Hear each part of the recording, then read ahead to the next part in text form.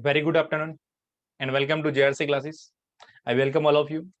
उम्मीद करता हूँ कि आपने प्रीवियस जितने भी टॉपिक्स हैं उनके सारे टॉपिक्स का रिवीजन कर लिया होगा और इसके प्रीवियस टॉपिक को रिवाइज करने के बाद ही आप इस पर्टिकुलर लेक्चर पे जाइए।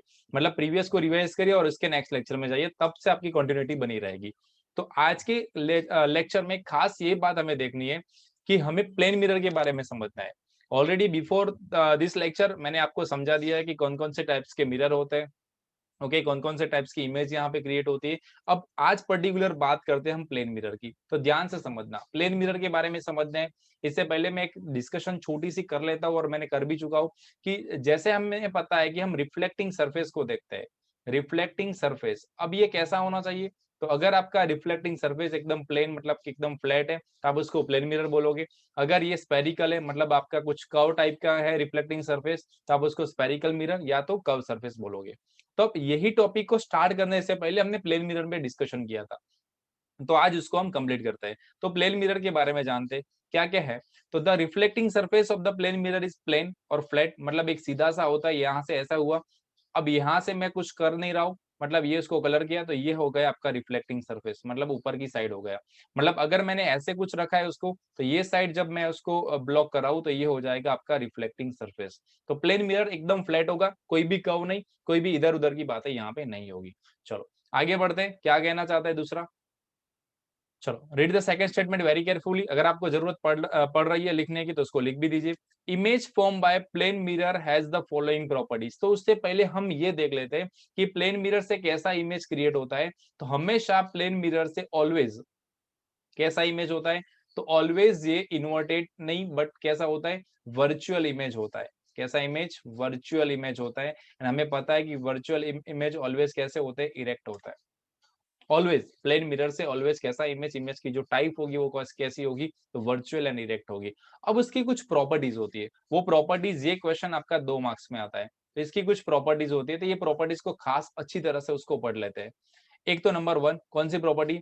It is always virtual and erect, ये मैंने ऑलरेडी आपको बता दिया। तो ये फर्स्ट प्रॉपर्टी है उसकी प्रायर, ये वर्चुअल होता है और साथ साथ में ये इरेक्ट भी होता है। Next, the size of the image is equal to the size of, मतलब size of image is equal to the size of object. अब साइज से क्या समझ सकते हैं?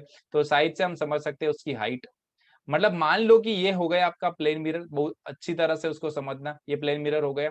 इसके सामने मैंने यहाँ पे कोई ऑब्जेक्ट को रख दिया, मतलब ऑब्जेक्ट जिसकी साइज थी 2 मीटर, मतलब उसकी हाइट कितनी थी? 2 मीटर।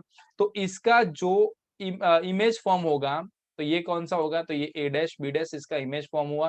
तो ये जो इसका इमेज फॉर्म हुआ ना, ये भी कैसा होगा? तो इसकी हाइट भी 2 मीटर ही होगी। Understand the topic. Plane mirror के सामने आपने ऑब्जेक्ट को रखा, उसका इमेज वर्चुअल एंड इरेक्ट मिलेगा। याद रखना, जब भी आप कोई भी यहाँ पे मिरर को रखते हो, जितनी भी इमेज मिरर के आगे मतलब मिरर की फ्रंट में आपको मिलेगी, वो ऑलवेज रियल एंड इन्वर्टेड होगी। और जितनी भी इमेज आपको इसके पीछे मिलेगी, इसके बैक साइड पे मिलेगी, बैक ऑफ द मिरर मिलेगी, वो वर्चुअल एंड इरेक्ट होगी। ये बात भी आप समझ लो यहाँ से। प्लेन मिरर, उसके सामने मैंने रख दिया 2 मीटर हाइट वाला एक ऑब्जेक्ट रख लिया, तो उसका जो वर्चुअल एंड इरेक्ट इमेज जो कि पीछे मिलेगा, जो मिरर है उसके पीछे मिलेगा, क्योंकि ये वर्चुअल है, तो वो भी उसकी हाइट कितनी होगी? 2 मीटर। और मैं यहाँ से आपको एक शॉर्टकट में सिखाता हूँ कि जितने भी ऑब्जेक्ट है, तो ऑब्जेक्ट की जो हमें हाइट लेनी है उसको हम एच कहेंगे, और इमेज जो मिलेगा, इमेज की जो साइज या इमेज की जो हाइट मिलेगी उसको हम एच डैश कहेंगे। तो यहाँ पे मैं उसको शॉर्ट में इतना याद रख सकता हूँ कि ये भाई A H dash, H equal to H dash हो जाएगा।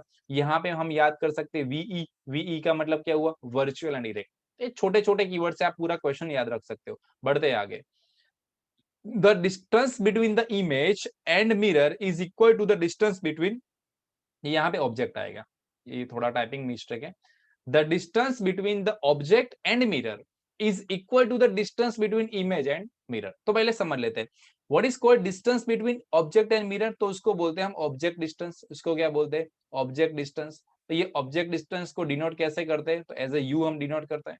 Distance between image and mirror, तो हम उसको बोलते हैं इमेज डिस्टेंस, मतलब इमेज का जो डिस्टेंस मिलेगा तो उसको बोलते हैं हम इमेज डिस्टेंस, तो इसको हम कहते हैं वी। तो ये इक्वल होता है U equal to V. Clear? उसको और अच्छी तरह से समझते हैं। ये रख दिया मैंने प्लेन मिरर, प्लेन मिरर के सामने मैंने यहाँ पे 3 मीटर दूर एक ऑब्जेक्ट को रख दिया। समझो 3 मीटर दूर मैंने एक ऑब्जेक्ट को रख दिया। तो उसका जो इमेज मिलेगा वो भी मिरर से कितना हो जाएगा, तो 3 मीटर दूर चला जाएगा। तो यहाँ पे ये इमेज कितनी दूर मिली, 3 मीटर, क्योंकि मैंने ऑब्जेक्ट को कितने मीटर दूर रखा था, 3 मीटर। अब एग्जाम में आपको सरप्राइज करने के लिए 2 से 3 क्वेश्चन यहाँ पे आते हैं। पहले फर्स्ट क्वेश्चन आपको कुछ ऐसे कहा जाएगा कि भाई आपने ऑब्जेक्ट को कितने मीटर दूर रखा था, तो 3 मीटर। अगर आपका ऑब्जेक्ट डिस्टेंस 3 मीटर है तो आपका इमेज डिस्टेंस कितना होगा, तो वो भी आपका 3 मीटर रहेगा। ये तो सबको आएगा सर।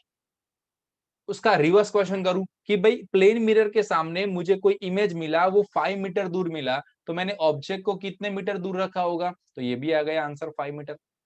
अब now see the twist in the question.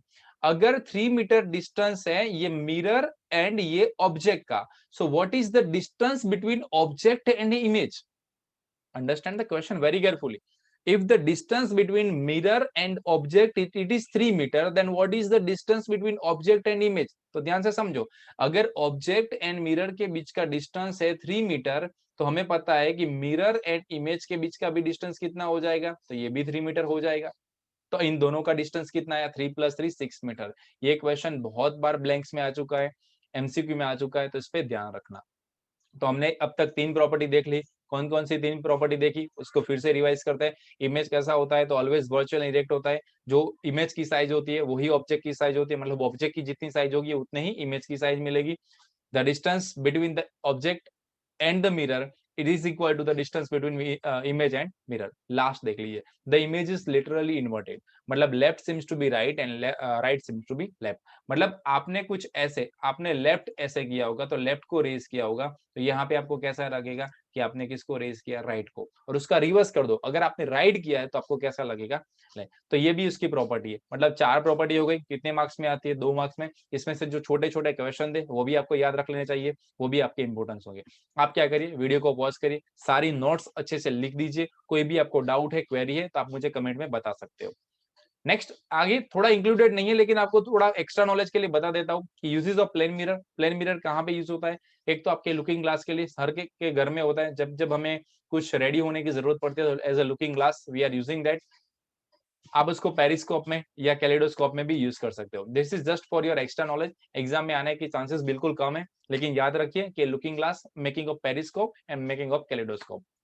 तो उम्मीद करता हूँ आज का जो टॉपिक था, प्लेन मिरर से जो इमेज फॉर्मेशन होता है उसकी प्रॉपर्टीज, साथ साथ में उसके यूजेस, तो ध्यान से उसको रिवाइज कर लीजिए। अगर आपका कोई क्वेरी है, डाउट है, तो आप कमेंट बॉक्स में लिख सकते हो। वीडियो को लाइक कर दीजिए, शेयर कर दीजिए, और अपने जितने भी फ्रेंड्स, क्लासमेट्स हैं जो भी 10th स्टैंडर्ड में आ चुके हैं उनको शेयर करिए। Every day Monday to Friday, every day Monday to Friday अब आपको 4 बजे ये साइंस का लेक्चर मिल जाएगा। तो प्लेलिस्ट को सेव कर दीजिए, प्लेलिस्ट को सेव कर दीजिए, और एवरी डे 4 PM को आके यहाँ पे विजिट कर लीजिए, और रिवीजन करना मत भूलिएगा। Thank you so very much for attending the class. See you in the next class very soon. Jai Hind, Jai Bharat. Bye and take care.